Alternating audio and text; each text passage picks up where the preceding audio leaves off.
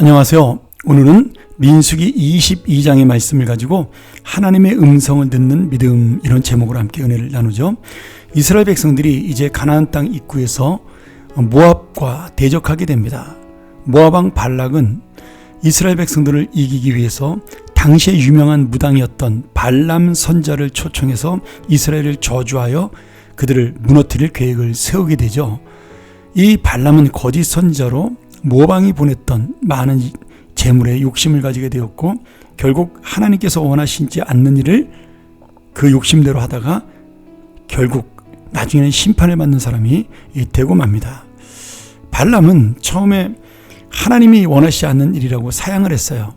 그러나 계속해서 그 재물에 대한 욕심을 버리지 못하고 지금 발락이 원하는 대로 이스라엘 백성을 저주하기 위해 가다가 신비한 일을 만나게 됩니다. 발람이 자기의 나귀를 타고 길을 가는데 이 나귀가 앞에 천사가 발람을 죽이려고, 하나님 뜻을 어기고 가는 발람을 죽이려고 칼을 들고 기다리고 있으니 이 주인을 살리기 위해 나귀가 계속 옆으로 피하다가 그만 이 발람의 다리를 그 옆에 있는 벽 쪽에 찢고 맙니다. 화가 난 그래서 떨어진 이 발람이 채찍으로 나귀를 막 때리게 되죠. 왜 엉뚱한 길로 가냐고. 그때 하나님께서 이 나귀의 입을 열어서 발람을 야단치는 기가 막힌 일이 일어납니다. 나귀가 이렇게 이야기하죠. 내가 한 번도 주인의 뜻을 어긴 적이 없는데 이렇게 한다면 때릴 것이 아니라 왜 내가 다른 길로 가는지 생각을 해봐야 아는 것 아니냐, 이렇게 따진 거예요.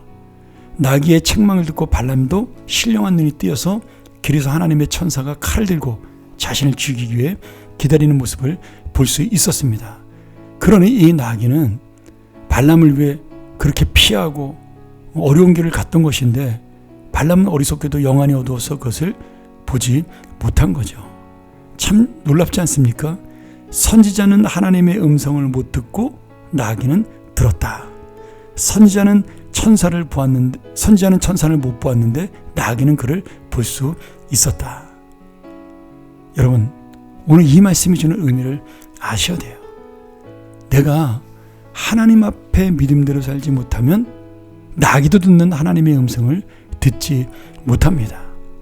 그런데 이 발람은 정말 악한 사람이었어요. 이런 일을 겪고도 돈에 눈이 멀어서 끝까지 이스라엘 백성을 해치기 위해서 움직입니다. 결국은 저주하다 안 되니까 나중에는 이스라엘 백성을 타락의 길, 그 음란의 길로 이끄는 아주 악한 선지자가 되죠. 그래서 베드로후서 2장 15절에도 보면 발람을 악한 자의 표상으로 이야기합니다.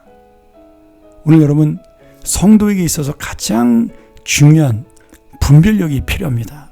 근데 그 분별력은, 통찰력은 이 세상의 사물을 꿰뚫어보는 어떤 인간의 지혜와 능력이 아니라 내 욕심을 버리고 하나님의 뜻을 깨달을 때 하나님의 그 의의를 볼 수 있는 순수한 믿음, 이것이 바로 주님이 원하시는 분별력과 통찰력이에요.